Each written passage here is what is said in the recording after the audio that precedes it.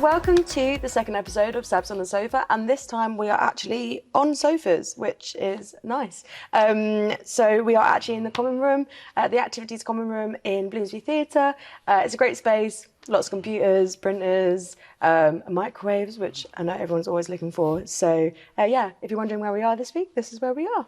Yeah, but quickly moving on to what exactly are we going to talk about today. So number one, obviously, any news around Union, any news around UCL, what we've been up to, obviously that's the second part. And then thirdly, the vote week is starting from this Monday. Why is it really important to vote and who are you going to vote for? So moving on to any news around the UCL or Union that you want to share with everyone? Yeah, we've got a couple of things coming up. So for instance, auditions for Rhapsody. If you guys don't know what Rhapsody is, it's like a fantastic like theatre production. You kind of interview and audition for with instruments, groups, and it's just an incredible show. So please get along to Rhapsody, whether you're playing it or want to play in it or whether you want to watch it. It's great. Otherwise, for instance, I think at the end of this month, we've got the society deadline. So if you do want to set up a new society, then the deadline is at the end of this month. So please make sure you get that in if you do want to see something new on campus. And I guess we need like 30 signatories to form a society, yes, if that's 30 right? signatures or 30 members. So yeah, that's true. But not moving too on, much in 50,000 students. yeah, I'm sure you'll get someone. But another news that I think everyone needs to know is that I think the deadline to change your program for the new starters who started this September is 27th of October. Yeah. So that's something I think everyone should be aware of in case they want to change the program or if they feel like they're not in the right course or whatever the problem is. But moving on, I'll say we are an institute of 51,000 students and the major chunk is postgrad students. Yeah. And I think one of the only institutes that has a full-time SAB postgrad officer. So Izzy, do you want to introduce and just explain briefly what you do? Yeah, of course. So not a lot of people know what Sabbs are. A lot of people are kind of even more confused by the idea of postgraduate sabbatical officer. My remit is literally postgrad. So kind of like in Barbie when it's like, my job is like, beach, my job is postgrad. Like I've got, I do everything in terms of education, extracurricular stuff, activities, welfare, equity, and of course everyone else covers those remits as well, but I just take extra attention that postgrads are being considered in each of these spaces, and I represent you in loads of different committees and boards as well towards UCL to try and get your voices heard about different issues, whether that be PGTA contracts and rights, or if that's disability support for PhD students, or whether that's just, making sure that you get your marks on time. That is kind of my remit. And yeah, it's been... Anything particular you did this week for postgrads or any meeting that you specifically were in? Always, every day. So for instance, this week, I worked with the mature and part-time student officer and we spoke with the Vice Provost of student education. Student engagement. Student engagement, there we go. There's so many Vice Provosts and Provosts.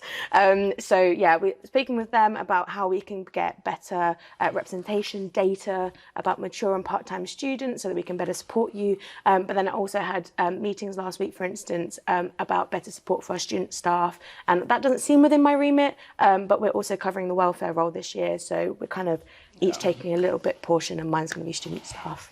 I think I'm taking international students, but moving on to what education officer is about. So that's one of the sabbatical officer roles, and this is one of the role that is also sits on UCL Council. So I, with Union Affair Officers, Mary, who you saw on the Sabbs on Sofa last week, we both are also part of the UCL Council. That's the most governing, I think it's the most the highest governing body of UCL. That's also considered to be the boss of the provost. So we sit on the council, and that's an opportunity for us to... provost. Yeah, kind of. That's the vibe, right?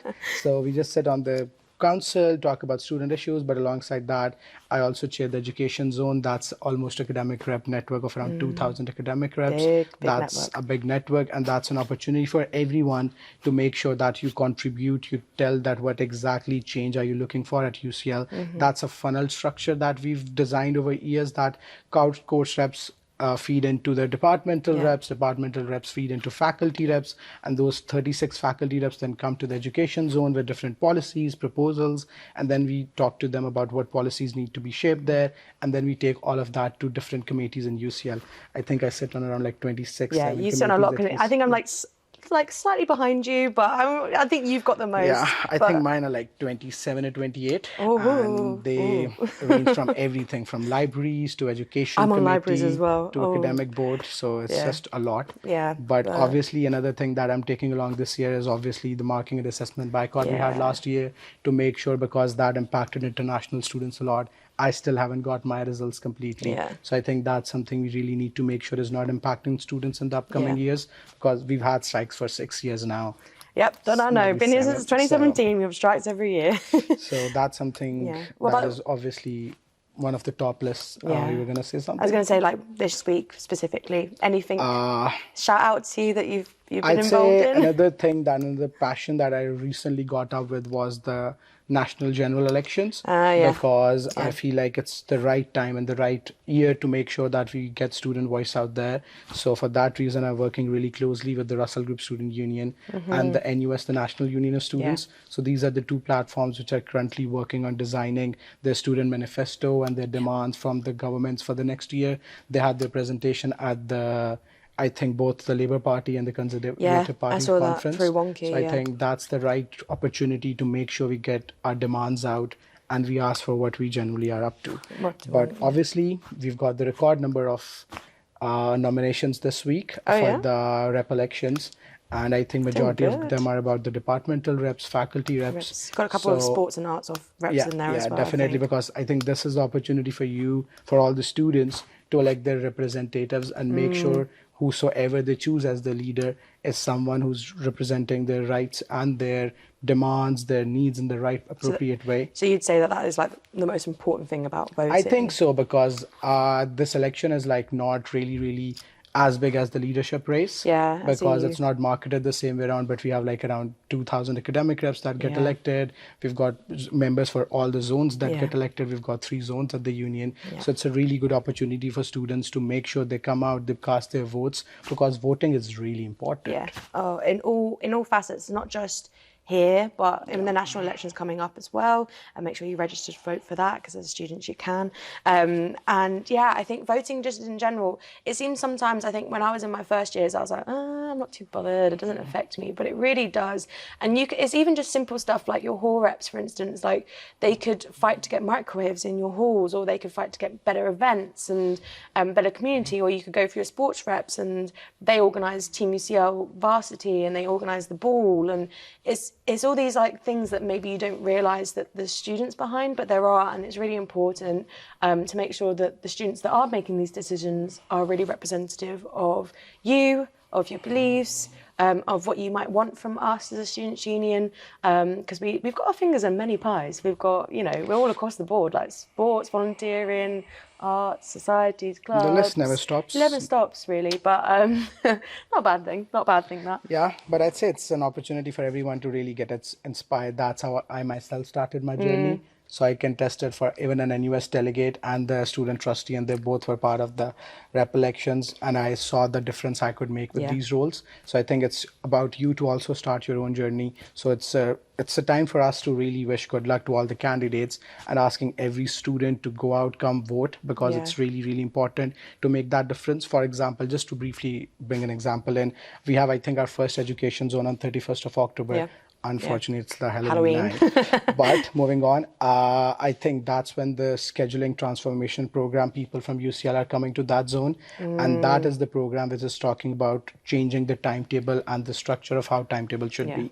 So this entire team is coming and talking about what timetable is. So this is an opportunity for you to elect your representatives who come and talk about what pains they feel with the timetables, what issues they have. The policy zone is open to all the students. You can come yourself, tell what issues you have. And this is really the right opportunity for all of you to cast your votes, make sure you're electing the people who really stand up for you. And just to remind me of the dates when voting opens and closes? I think it opens this Monday, which I assume is 20...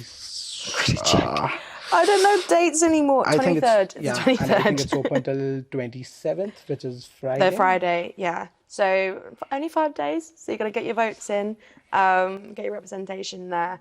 And it's really worth it. And if you feel inspired, then check out our March elections, because then that will be when you can next nominate yourself for something. Actually in November as well, you've got the committee, you've got sports and societies like by-elections as well coming up. So I really hope you vote. It's just, I say, it's just really important. It's just important. It's just important as the basics. And as you can see, we're on sofa. We're on a new sofa this week. We weren't on a sofa last week. We're on beanbags. But if you have a sofa that you would like us to sit on and film the Sabbs on the sofa, then let us know.